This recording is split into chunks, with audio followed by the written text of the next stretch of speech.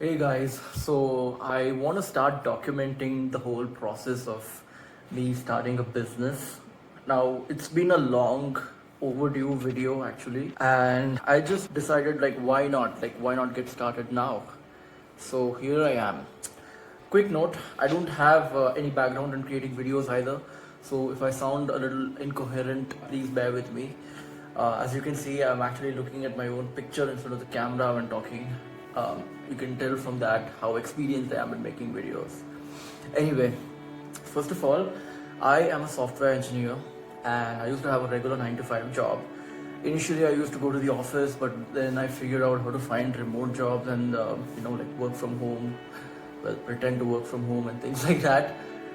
But then I figured out that no matter how chill the schedule is or how easy the job is, no matter how much well paid you are, I realized that you have to block a certain amount of time of your day and just work no matter how productive you are. And no matter how productive you are, you won't be rewarded proportional to that. All you're going to get is a salary, and hopefully, like a few months down the line, you'll get a promotion. So I felt that everything about having a job, no matter how cushy it is so far-fetched. The rewards from that are so far-fetched, right? And notwithstanding the fact that you will get fired anytime, any damn time, like anytime you'll get fired. You'll get fired for whatever reason. Maybe they found a better resource than you, or their business model isn't right, or maybe and you get laid off. And this applies to not only startups, which is where I'm used to working because I like working in startups and watching things grow.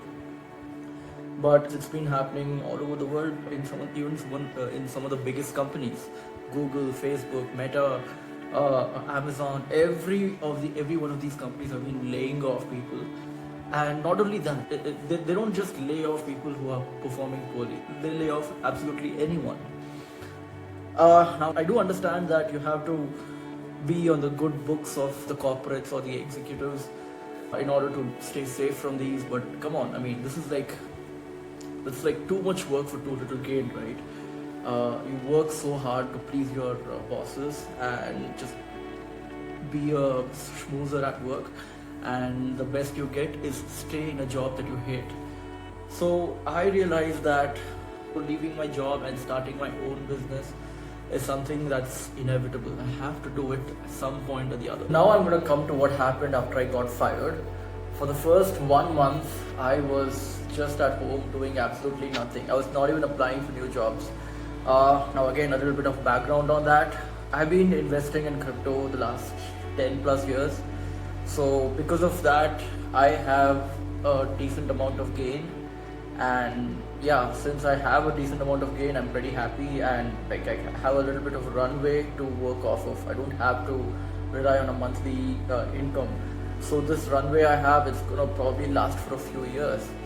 But that said, I have absolutely no business sense. I mean, even like no matter what business conversations I have, all these terminologies, I just don't understand business. I am on the autism spectrum, and because of that, all I can do is do a very good job technically. I can't talk to people. I mean, I can talk to people, it's all a learned skill, but I am a baby when it comes to socializing or learning anything in business, right? Because business requires a strong sense of theory of mind in which you understand that the other person is a completely independent guy, and he has a mind of his own, and he has his own set of information that is independent. I know all this in theory because I have thought about it, but most other people, neurotypicals for example, they just know it instinctively, and that's the reason why they can instinctively lie, they can instinctively hide information and things like that. I'm on the spectrum, so that doesn't really work that well for me unless I learn everything by hand, so to speak. Okay, so back to what happened after I got fired. As usual, since I have a lot of bandwidth or runway, a financial runway because of my investment in crypto, I can live comfortably without a job for a few months, provided I don't invest it anywhere and I live frugally. Of course, I do have the luxury of traveling a little bit here and there. As soon as I got fired, I was like completely tired of having a job or doing anything productive, right? I just needed a long break, really nice long break. So I decided to just go off to Thailand, and that's where the idea for this app that I'm building came into the picture. As for the specific idea of what the app is about, I'll get into that later.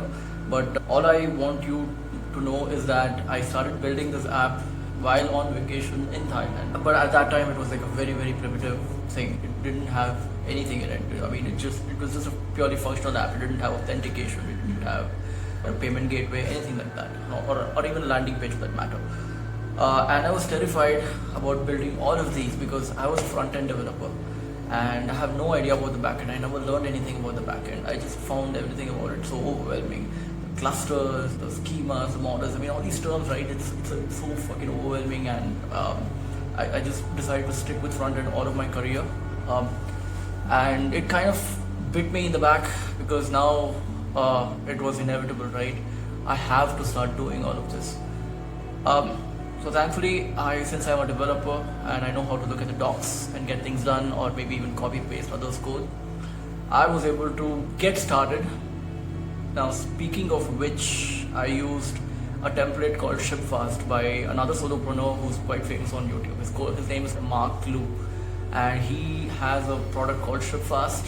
So I paid a bunch of money, I bought it, and then I integrated whatever I had into it. But every step of that process was a big challenge. First had to set up authentication, then I had to set up protected pages, then I had to set up payment gateways with Stripe, and this is where I met another hurdle. I'm in India, and people in India are subject to a lot of regulations because my country is a new one. Well, 70 years is still pretty new, and it is rife with lots of geopolitical issues, right? So we have a lot of regulations in place when it comes to accepting payments internationally. And because of that, Stripe, of course, even though it says it services Indian customers, it has a lot of its own issues. Well, first I ran into the common issues with payment processors, which is that not any Tom, Dick and Harry can accept payments. In India, you have to set up a business, an official business, and then like at least a sole proprietorship, and you have to register that, you have to submit that certificate, and only then your payment processors will let you take payments. Well, a whole bunch of challenges ensued because of that, and that'll be in the next video. But right now, this is what happened. I just built the app using the template and had to overcome a bunch of technical issues that I was not having any expertise in. And I finally built a barely functional app. In the next video, I will cover everything I had to with payment and the administrative issues surrounding it. Bye.